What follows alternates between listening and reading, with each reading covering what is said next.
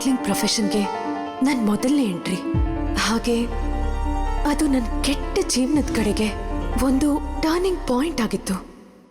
ನಾನ್ ನಿಮ್ಮನ್ನ ಏನಂತ ಕರಿಬೇಕು? ಪ್ರೊಫೆಸರ್ ವೈದ್ಯನಾಥ್ ಅಥವಾ ಅಪ್ಪ? ನಿನಗೆ ಏನ್ ಬೇಕಾದ್ರೂ ಕರಿಯಮ್ಮ. ದಡ್ಡ, ಅವತ್ತು ನಿಮ್ಮ ಮಗಳು ಆ ತರ ಕರೆದಿದ್ ಜ್ಞಾಪಕ ಇದೆಯಾ ಸರ್? ಹಾಗಾದ್ರೆ ನಿಮ್ ಮಗಳು ಕೂಡ ನಿಮ್ ತರ ಕ್ರ್ಯಾಕಾ? ಯಾವುದೇ ಕಾರಣಕ್ಕೂ ನೀನ್ ಮತ್ತೆ ಆ ಕೆಟ್ಟ ಲೈಫ್ಗೆ ಹೋಗೋದಕ್ಕೆ ನಾನು ಬಿಡೋದಿಲ್ಲ.